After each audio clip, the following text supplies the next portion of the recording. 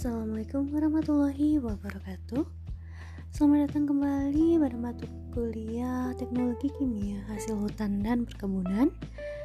Jika kemarin sebelum UTS kita mempelajari berbagai pengolahan kimia pada produk perkebunan, maka setelah UTS ini kita akan fokus pada produk-produk hasil dari hutan. Hasil dari hutan yang pertama akan kita pelajari adalah hasil hutan yang paling besar, yaitu kayu. Jadi di sini akan kita pelajari bagaimana kita akan mengolah kayu hingga menjadi berbagai produk yang bisa kita manfaatkan menjadi furnitur, kemudian konstruksi bangunan dan lain sebagainya.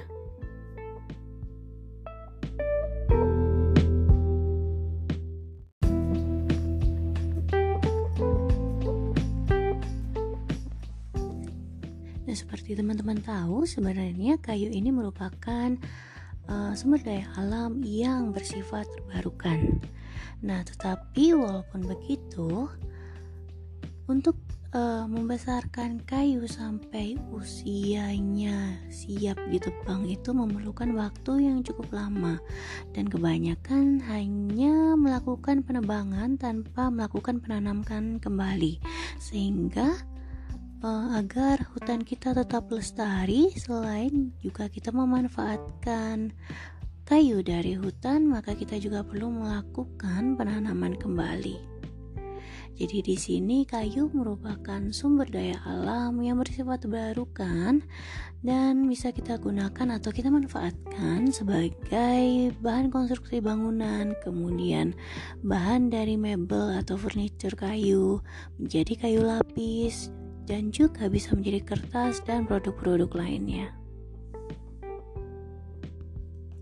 Nah, kalau kita bicara tentang kayu, maka kita akan berbicara juga tentang jenis-jenisnya.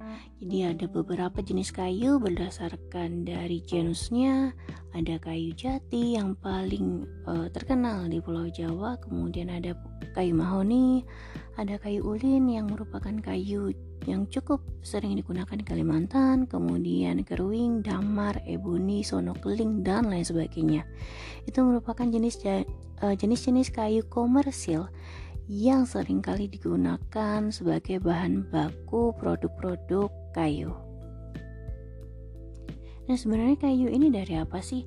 Jadi kayu ini merupakan sebuah karbohidrat kompleks, yaitu selulosa, yang tersusun utamanya atas karbon, hidrogen, dan oksigen.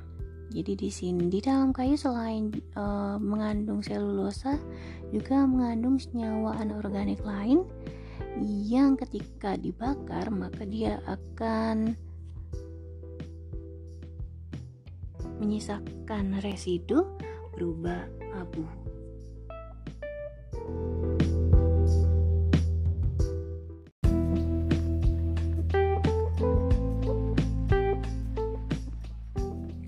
Berikut adalah pohon industri dari kayu. Jadi di dalam kawasan hutan umumnya yang dimanfaatkan merupakan kayu bulat. Nah, sisa-sisa atau potongan-potongan ranting, kemudian potongan sisa penebangan itu bisa disebut sebagai limbah perkebunan. Nah, jadi limbah-limbah kayu ini dari ranting dan lain sebagainya dan juga kayu bulatnya itu bisa dimanfaatkan sebagai sound timber. Jadi di sini bisa digunakan sebagai barang-barang kerajinan dan juga bisa dimanfaatkan menjadi kusen, kemudian flooring atau lantai, kemudian woodworking lainnya, misal laminated and finger joint. Nah, kemudian sisa dari sound timber ini juga akan menghasilkan limbah. Limbahnya bisa berupa serbuk kayu dan juga bisa berupa chip atau flake. Nah, limbah-limbah ini, chip dan juga flake, bisa dimanfaatkan sebagai arang briket, di mana arang briket ini bisa dimanfaatkan sebagai bahan bakar dan juga sebagai karbon aktif. Kemudian selain itu limbah dari serbuk kayu ini juga bisa dimanfaatkan sebagai bahan baku dari particle board dan juga wood composite board. Nanti besok akan kita bahas mengenai papan-papan komposit. Nah, kalau kalau tadi serbuknya, kalau serpihan-serpihannya atau chip atau flake-nya ini bisa dimanfaatkan sebagai papan kayu medium density fiber atau MDF. Di sini dia memiliki kepadatan yang lebih baik dibandingkan particle board dan juga bisa dimanfaatkan sebagai wood wall cement board. Kemudian tadi dari limbahnya, yang terakhir adalah dari veneernya. Veneernya ini adalah lapisan tipis dari kayu bulat. Jadi kayu bulat itu dikikir sampai tipis menjadi veneer. Nah, untuk veneer nanti bisa dimanfaatkan sebagai plywood atau laminated veneer lumber. Jadi dari plywood dan juga laminated veneer lumber bisa dimanfaatkan menjadi plywood khusus dan juga dekoratif plywood. Jadi memang bisa dilihat di pohon industri ini bahwa kayu ini memang lebih dimanfaatkan untuk pemanfaatan furnitur. Tetapi untuk limbah-limbahnya ini bisa kita manfaatkan sebagai bahan bakar, misalnya menjadi arang briket.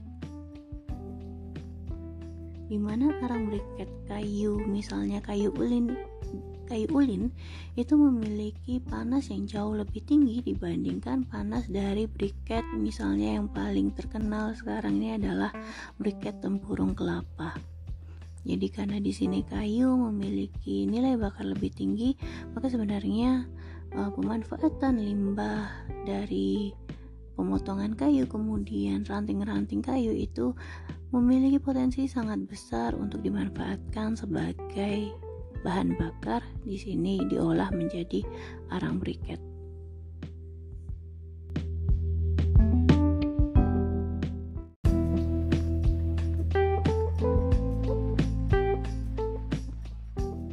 Berikut adalah anatomi dari sebuah kayu. Jadi di bagian luar kayu ini merupakan outer bark-nya atau kulit luarnya. Kemudian di dalam, setelah kulit luar ada kulit dalam, kemudian baru ada kambium. Nah, kambium ini disebut sebagai sebuah jaringan di dalam pohon di mana sel-selnya itu aktif membelah sehingga dia bertanggung jawab atas pertumbuhan sekunder dari tumbuhan tersebut. Jadi kambium ini hanya ditemukan pada pohon-pohon yang kayu. Jadi kalau bukan kayu seperti pohon pisang itu tidak memiliki kambium. Nah, selanjutnya ada bagian kayu gubal dan kayu teras. Jadi kayu gubal di sini adalah bagian luar dari sebuah kayu, sedangkan kayu teras ini adalah bagian tengah dari sebuah kayu. Kemudian apa sih artinya kayu gubal dan kayu teras ini? Kayu gubal ini memiliki atau tersusun dari sel-sel yang masih aktif, jadi masih aktif membelah sehingga posisinya pun di sebelah kambium. Jadi dia berfungsi untuk menyalurkan cairan dan juga sebagai tempat penimbunan zat-zat makanan untuk tanaman tersebut. Sedangkan kayu teras yang berada di bagian tengah ini secara fisiologis ini tidak memiliki fungsi apapun, tetapi di situ hanya sebagai penunjang dari pohon itu sendiri.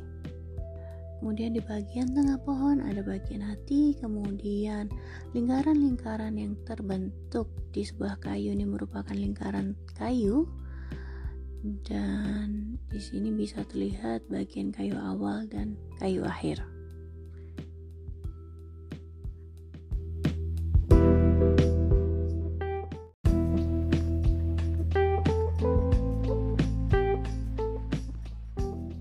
Sekarang kita masuk ke jenis-jenis kayu. Jadi ada dua jenis kayu. Yang pertama adalah kayu lunak atau softwood, dan yang kedua adalah kayu keras atau hardwood.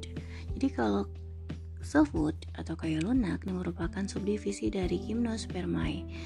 Dia memiliki ciri bahwa kayunya atau tanamannya itu berasal dari tanaman jenis atau bersifat konifer atau tanaman-tanaman yang menghasilkan biji yang berbentuk cone. Jadi biji cone ini adalah biji yang terbuka dan tidak diproduksi di dalam bakal buah. Salah satu ciri lainnya adalah daunnya selalu hijau. Contohnya di sini adalah pohon pinus. Sedangkan kayu keras atau hardwood merupakan subdivisi dari Angiospermae dan memiliki dikotil. Cirinya bijinya diproduksi dalam bakal buah, kemudian memiliki daun lebar, daunnya mengalami gugur setiap tahun. Kemudian kayunya lebih keras namun lebih halus dan kompak sehingga bisa menghasilkan permukaan yang halus. Karena di sini kayunya keras, maka lebih mudah masuk ke proses whitening ketika diproses sebagai bahan baku kertas, sehingga warnanya kertas yang dihasilkan lebih lebih terang karena memiliki kandungan lignin yang rendah. Contohnya adalah pohon jati, kemudian pohon meranti, pohon ulin, dan lain sebagainya. Nah, pemanfaatan kayu lunak di Indonesia memang tidak terlalu populer karena memang hutan pinus di Indonesia tidak terlalu banyak. Biasanya kalau di Indonesia kan lebih banyak pohon-pohon jati, meranti, ulin. Jadi yang lebih dimanfaatkan adalah kayu-kayu keras. Biasanya kalau untuk kayu lunak atau softwood yang sering menggunakan sebagai furniturnya adalah bagian-bagian belahan utara dari dunia, karena di sana hutan pohon pinusnya jauh lebih besar dibandingkan di Indonesia.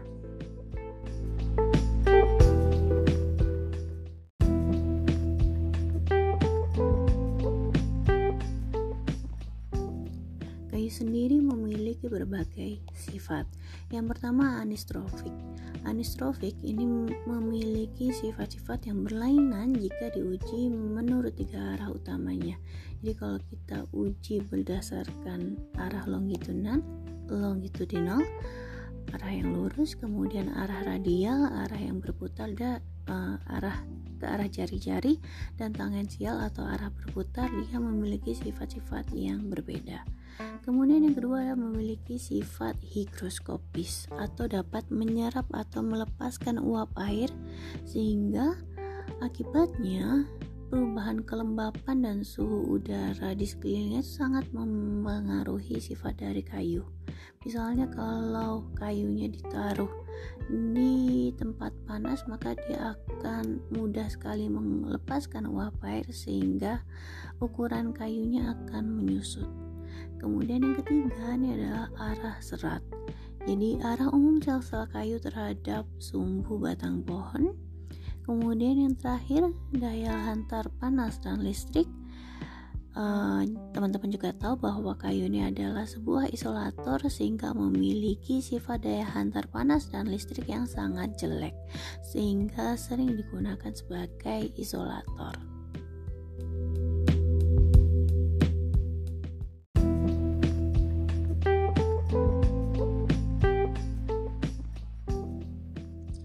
Nah, ada berbagai komposisi kimia yang terkandung di dalam kayu.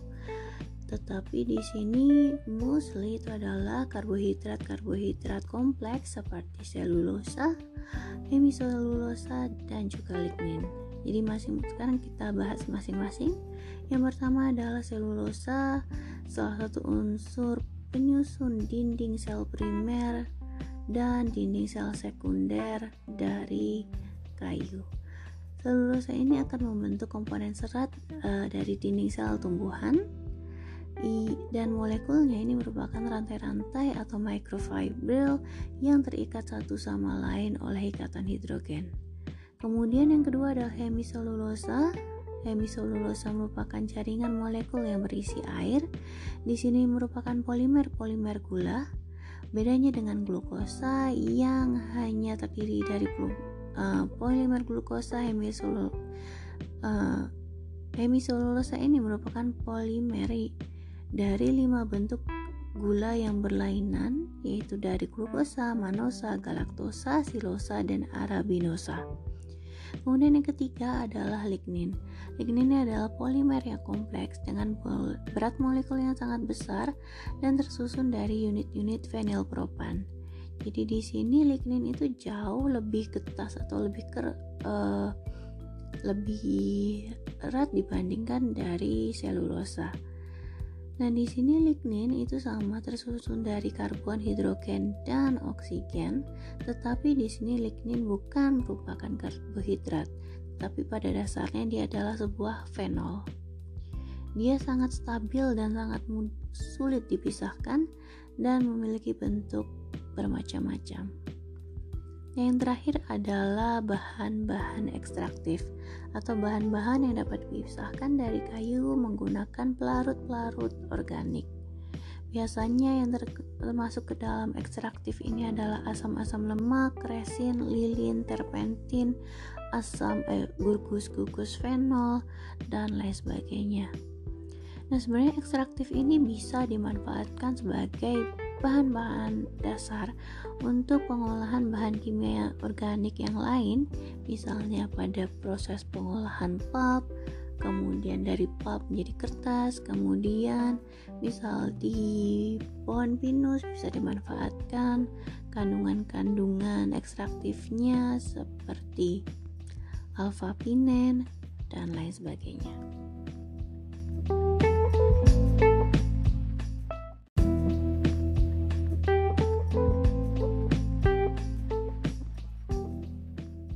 Berikut adalah tabel rata-rata kandungan selulosa, hemiselulosa, lignin, dan ekstraktif di sebuah kayu. Jadi kalau softwood, kandungan selulosa dibandingkan dengan hardwood masih sama. Yang membedakan adalah kandungan hemiselulosa, kemudian kandungan ligninnya. Nah, kalau untuk unsur-unsur yang paling besar di dalam kayu adalah kandungan karbonnya, baru diikuti kandungan oksigen dan juga hidrogen.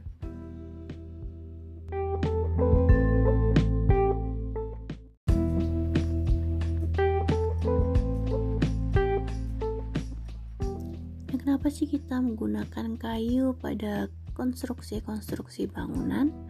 Nah, sebenarnya ada beberapa keuntungan penggunaan kayu. Yang pertama, memiliki kekuatan yang tinggi tetapi beratnya ringan. Kemudian daya tahannya cukup tinggi terhadap pengaruh zat-zat kimia dan juga listrik. Dia mudah dikerjakan, mudah dibentuk, dan sebenarnya mudah juga diganti dalam waktu singkat. Selain itu, kayu bisa kita olah menjadi memiliki nilai-nilai seni atau nilai-nilai dekoratif yang tinggi. Nah, sayangnya penggunaan kayu juga memiliki beberapa kerugian. Yang pertama adalah cacat alami seperti arah serat yang membentuk penampang, spiral dan diagonal, mata kayu dan sebagainya. Jadi secara estetis tidak terlihat baik. Kemudian daya muai dan susutnya cukup besar. Jadi kalau terkena sinar matahari terus menerus, maka lama-kelamaan kayu ini akan menyusut.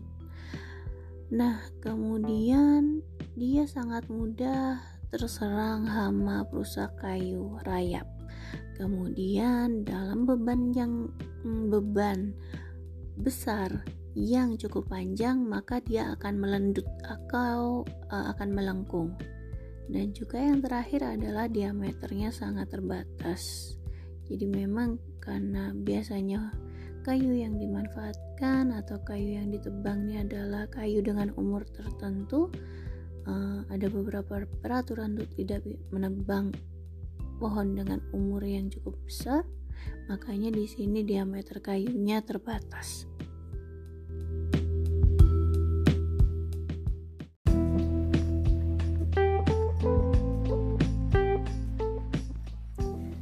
Nah, Tahapan pertama setelah proses penebangan ini, kayu-kayu sebelum diolah perlu masuk ke proses pengeringan. Maka sekarang akan kita bahas proses pengeringan dari kayu.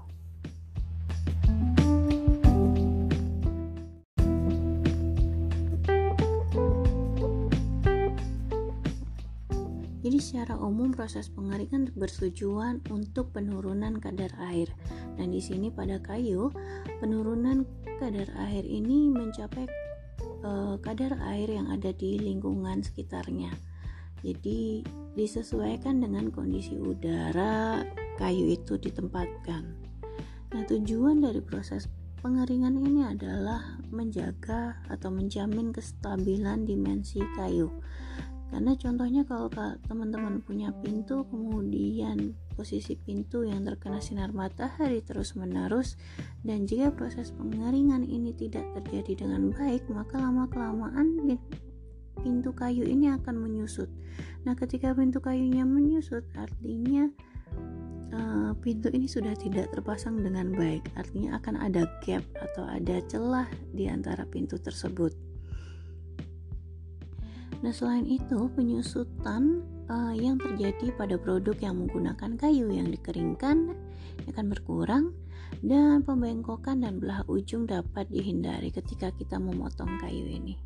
Kemudian dengan proses pengeringan, maka kita juga akan menambah kekuatan kayu dan membuat kayu semakin ringan karena kandungan airnya akan keluar, kemudian mencegah serangan jamur karena jamur akan tumbuh baik di area yang memiliki kandungan air tinggi, sehingga dengan tidak adanya air di dalam kayu, dia akan lebih tahan dari serangan jamur. Kemudian yang terakhir adalah memudahkan proses pengerjaan kayu. Dia juga meningkatkan kualitas hasil pengecatan dan proses pengerjaan akhir. Nah, ada 2 tahapan pengeringan dari kayu. Yang pertama adalah kita menghilangkan air dari bagian dalam kayu menuju ke permukaan kayu, dan yang kedua adalah penguapan air dari permukaan kayu.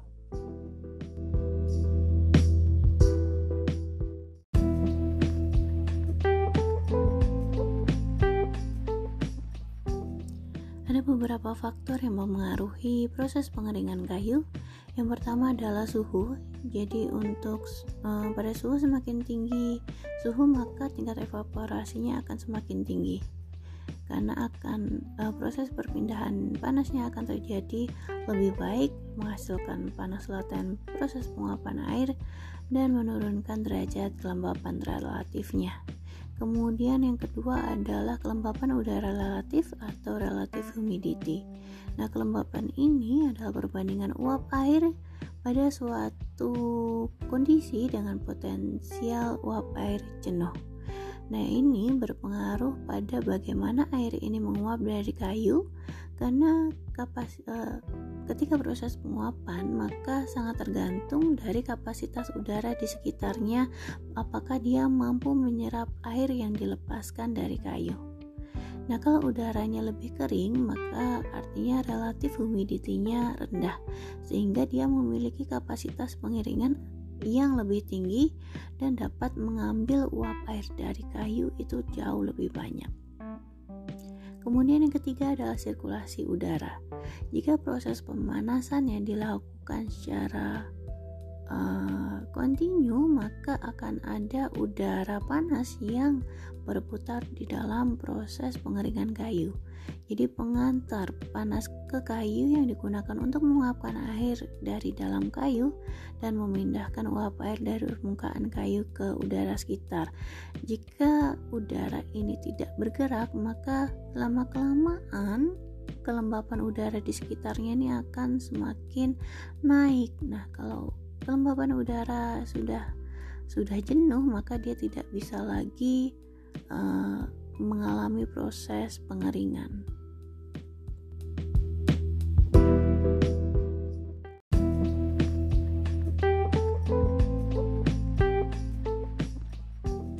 Ada beberapa metode pengeringan kayu.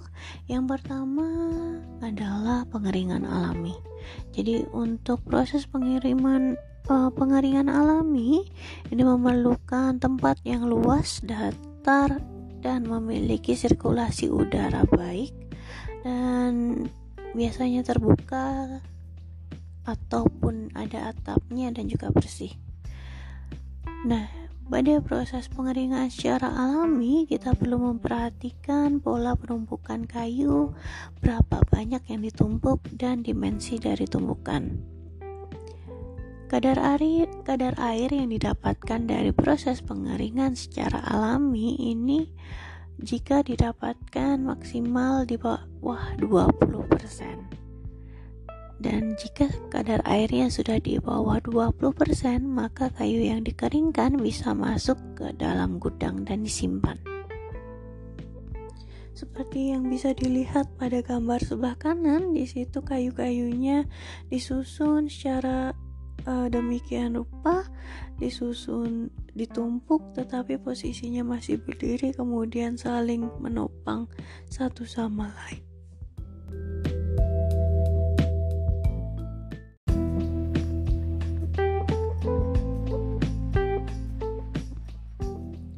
Kalau proses pengeringan kayunya pengeringan komersil, maka akan digunakan alat yaitu kiln atau tanur. Jadi tanur ini berfungsi untuk mengeringkan kayu dari kadar air mula-mula sampai kadar airnya 6-18% dengan cacat minimal. Jadi prinsip pada pengeringan di dalam sebuah kiln ini dengan memanaskan udara yang dipanaskan dengan elemen panas dan mengoperasikan untuk menjaga sirkulasi udaranya dan untuk mengontrol relative humidity. Ada beberapa jenis kiln. Yang pertama adalah kiln compartment, di mana di sini pada kiln compartment itu proses pengeringan hanya terjadi satu kali, dari kayu basah menjadi kayu kering itu hanya dalam sekali running. Dan yang kedua adalah kiln progresif, di mana proses pengeringannya terjadi secara bertahap. Nah, gambar pada kiln compartment bisa teman-teman lihat di bagian kanan dari slide. Jadi di situ proses pengeringannya dilakukan dengan media pemanas. Di sini sumber pemanasnya dari boiler. Boiler ini akan menghasilkan uap panas, di mana uap panas ini akan didistribusikan melalui pipa. Kemudian pipa-pipa panas ini, steam dari air panas ini akan memanaskan udara di sekitar pipa, dan ventilasi udara di kipas, akan ada kipas untuk mengalirkan udara-udara panas ini menuju kompartemen, sehingga akan ada proses pengeringan dan ada proses sirkulasi udara, dan udara yang sudah jenuh akan naik ke atas dan keluar melalui ventilasi otomatis.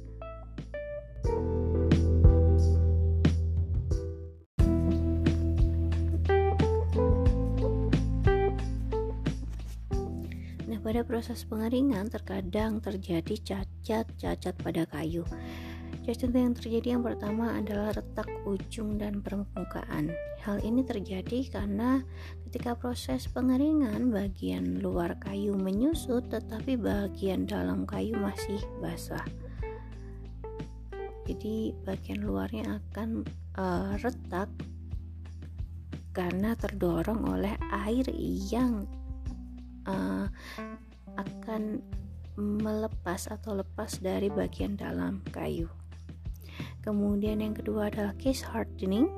Jadi di sini case hardening ini disebabkan oleh kadar air dari kayu yang sangat tinggi sebelum proses pengeringan.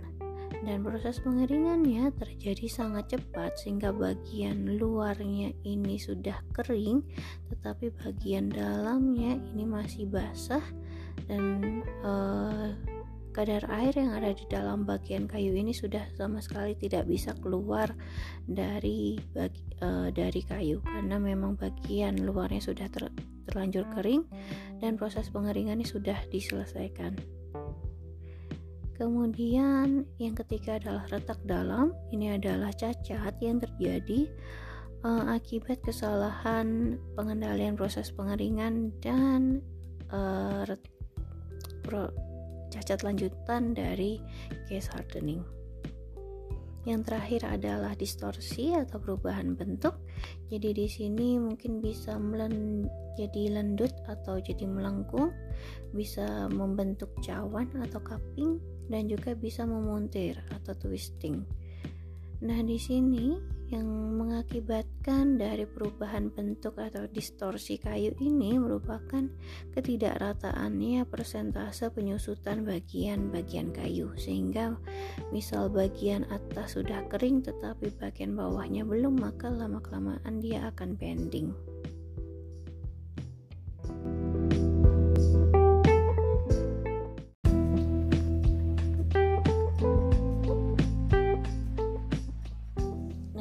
Sebenarnya kayu bisa dimanfaatkan langsung, jadi dari bulatan itu akan dimanfaatkan, tetapi mostly diameter kayu yang dihasilkan itu tidak cukup untuk menjadi furniture.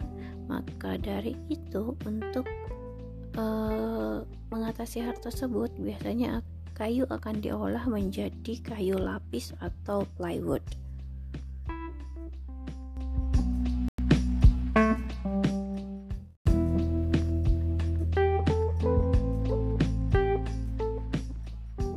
Kayu lapis atau plywood ini merupakan produk dari hasil hutan kayu yang diperoleh dengan cara menyusun persilangan tegak lurus dari lembaran kayu tipis yang disebut sebagai veneer, yang diikat dengan perekat minimal 3 lapis.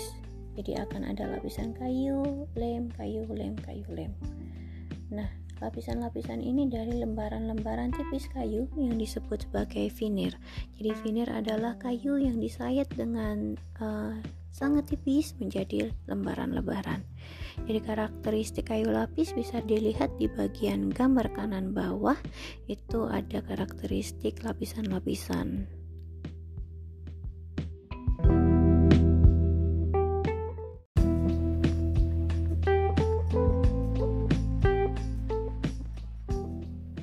Dibandingkan kayu solid atau kayu yang memanfaatkan bulatan batang kayu tanpa diolah terlebih dahulu, yang pertama adalah dimensinya stabil dan dia tidak retak jika dipaku di bagian pinggir.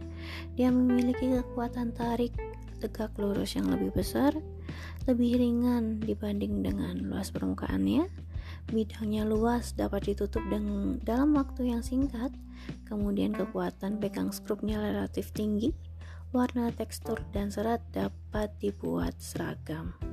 Jadi kalau kayu solid biasanya kita akan melihat bagian mana sih serat kayu yang lebih estetik untuk diperlihatkan di bagian atas. Nah, kalau kayu lapis ini biasanya secara visual dia itu terlihat sama.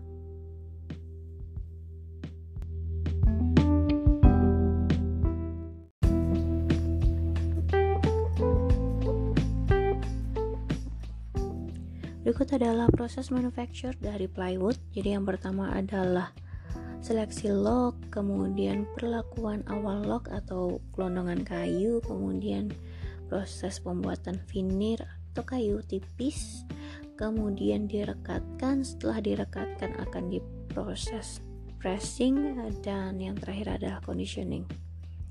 Jadi kita sekarang lihat di bagian kiri.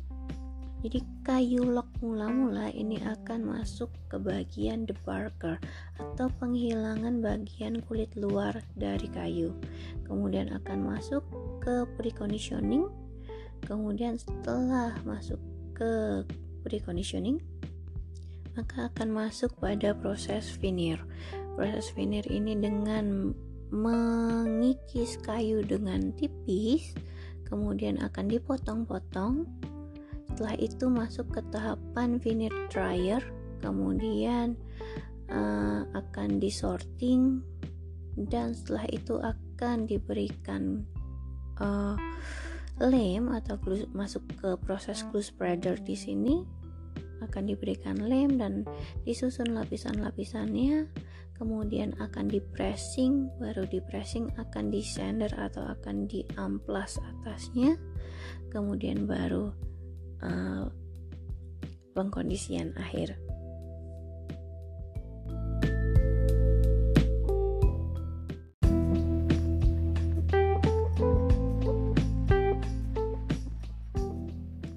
Sekarang akan kita bahas satu persatu dari tahapan-tahapan pengolahan plywood. Yang pertama adalah seleksi kayu bulat atau log. Jadi bahan baku utamanya merupakan log, jadi kita perlu memastikan bahwa kualitas dari kayu bulat yang akan digunakan nanti memang kayu yang memiliki kualitas baik. Nah, diinginkan ketika membuat plywood ini lognya itu tidak memiliki cabang.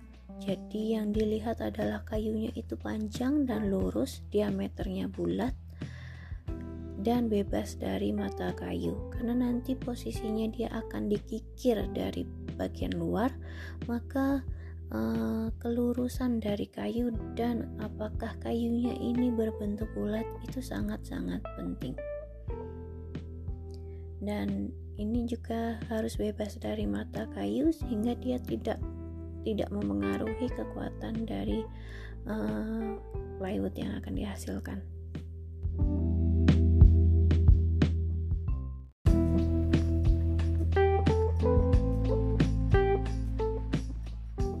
Tahapan yang kedua yaitu preconditioning atau perlakuan awal dari kayu bulat. Yang pertama adalah proses debarking atau pengupasan kulit luar bark dari kayu hingga bersih. Gambar kanan itu adalah kayu yang sudah di debarking. Kemudian yang kedua adalah proses conditioning. Proses conditioning ini adalah proses perebusan kayu atau dilewatkan melalui steam atau uap air panas atau air panas sehingga kayu ini menjadi lunak, dan proses veneering atau proses penyayatan itu terjadi lebih mudah. Selain itu, proses pemanasan juga bertujuan untuk meningkatkan kualitas permukaan kayu dan mengurangi kekasaran kayu. Biasanya yang digunakan adalah dengan proses melewatkan uap panas atau menyemprotkan air panas. Setelah proses preconditioning, maka akan masuk ke tahapan yang ketiga yaitu proses charging. Proses charging ini adalah membuat batang kayu sebulat mungkin. Jadi akan dikikir sehingga bulatan kayu ini sempurna, sehingga rendemen veneer yang dihasilkan itu cukup tinggi.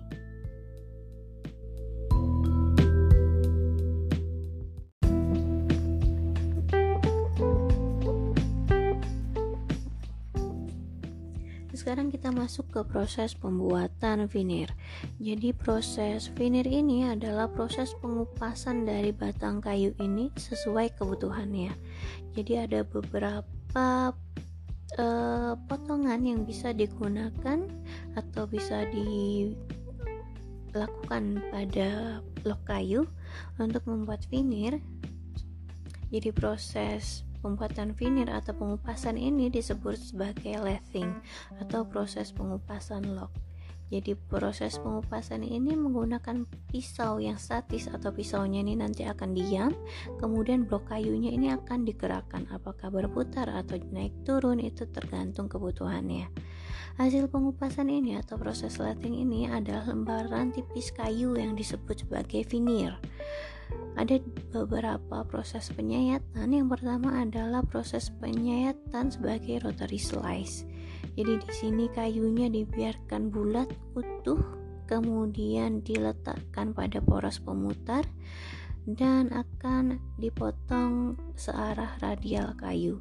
Jadi di sini pada rotary slice ini akan menghasilkan veneer dengan kayu yang sangat lebar sesuai dengan panjang kayu log. Jadi di sini untuk mendapatkan hasil dari potongan veneer rotary slice yang baik, maka kita perlu memilih kayu lock yang simetris dan juga penampang diameter batang kayu ini cukup besar, sehingga hasilnya nanti akan adalah veneer yang panjang dan juga seragam, simetris. Nah, ini kalau diinginkan veneer yang panjang utuh. Nah, yang kedua adalah pembuatan veneer yang terpotong-potong atau proses slicing. Jadi di sini memproduksi veneer yang terputus-putus. Jadi kalau tadi rotary slice itu tidak putus, di sini contohnya ada quarter slice, flat slice, plain slice, half round slice, atau reef slice. Bisa dilihat pada gambar masing-masing di bagian bawah. Jadi di bagian bawah itu bagian rotary slice, bentuknya akan bulat dan proses kayunya itu akan berputar terus menerus sehingga akan dihasilkan lapisan lembaran tipis kayu yang panjang. Kalau quarter slice, half round slice, reef slice itu akan didapatkan potongan yang pendek-pendek, terputus-putus.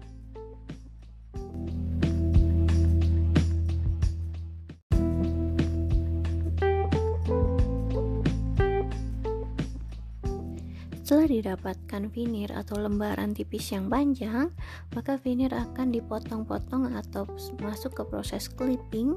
Setelah dipotong kemudian akan disortir dan dikeringkan. Jadi pada proses clipping itu veneer yang berasal dari metode rotary slice ini akan dipotong-potong sesuai ukuran yang akan diproduksi. Dan di sini juga tujuannya adalah mensortir veneer yang baik dan memotong bagian yang cacat. Kemudian selanjutnya akan masuk ke tahapan sorting. Jadi di sini sorting secara manual untuk memisahkan veneer yang berdasarkan kayu gubal, kayu teras maupun grade-grade dari veneer. Jadi di sini untuk menentukan berapa sih grade dari kayu atau plywood yang dihasilkan. Nah, setelah disorting akan ditumpuk-tumpuk dan akan masuk ke proses pengeringan. Jadi karena proses pengeringan ini masih dari lock yang setelah proses conditioning atau tadi dipanaskan, maka veneer juga masih dalam kondisi basah, kadar airnya tinggi. Sehingga di sini veneer yang dihasilkan perlu juga dikeringkan untuk mencapai kadar air tertentu. Biasanya digunakan mesin pengering, kemudian suhu pengeringannya antara 60 sampai 180. Suhu pengeringan waktu ke pengeringan itu sangat tergantung dari berapa kadar air mula-mula, kemudian ketebalan kayu dan juga jenis kayu yang digunakan.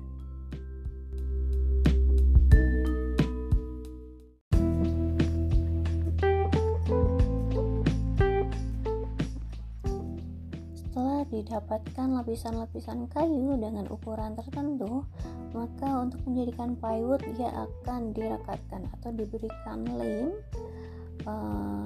untuk sebagai perekat antara lapisan-lapisan veneer. Jadi sebelum lembaran disusun seperti yang diinginkan, biasanya bagian permukaan veneer ini akan disemprot dengan perekat. Biasanya akan digunakan perekat sintesis yang termosetting atau dia akan mengeras ketika terkena panas. Biasanya digunakan phenol formaldehyde, oral formaldehyde, melamine urea formaldehyde. Biasanya disemprot dengan roller coater atau spray coater. Nah, proses pengeleman ini biasanya minimal ada 3 lapis dari veneer. Makanya kayu-kayu lembaran minimal ada 3 atau disebut sebagai triplex.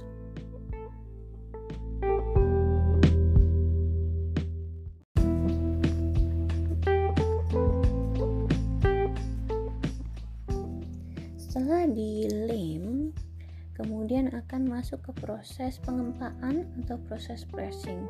Jadi di sini vinir yang dihasilkan yang sudah dilem itu akan dimasukkan ke dalam mesin press dengan tekanan 100 sampai 250 PSI hingga ketebalan yang diinginkan.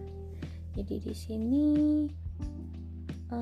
waktu proses pressing ini tergantung dari lem yang digunakan. Jadi ada proses hot press dan juga cold press. Biasanya digunakan pada hot press itu untuk plywood dengan bahan bakunya softwood atau kayu pinus. Suhunya bisa mencapai 120 derajat Celcius, waktunya 10 menit. Kemudian yang kedua adalah proses cold press. Di sini jika digunakan perekatnya adalah perekat alami atau perekat sintesis yang akan mengeras pada suhu rendah. Biasanya implikasinya adalah tekanan yang digunakan akan lebih tinggi. Biasanya kalau menggunakan jenis lem resin atau urea formaldehyde, waktu pengeringan yang dibutuhkan lebih lama, bisa sampai 4 jam sampai 1 hari.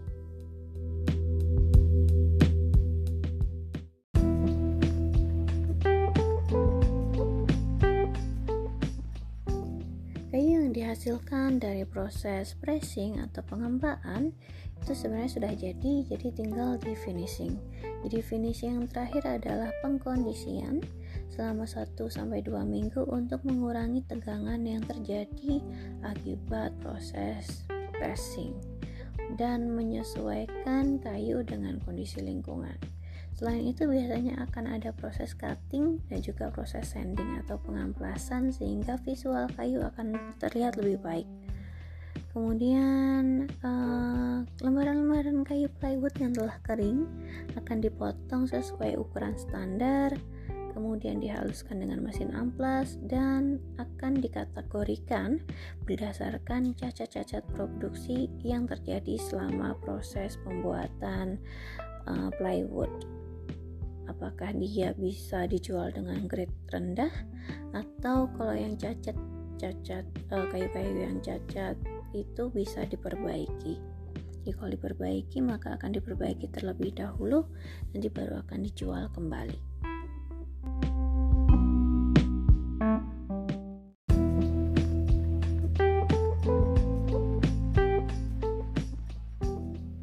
Itu adalah proses pengolahan kayu, dari proses pengeringan, kemudian proses pengolahan kayu yang menjadi produk kayu lapis atau plywood atau biasanya kita sebutnya sebagai triplex.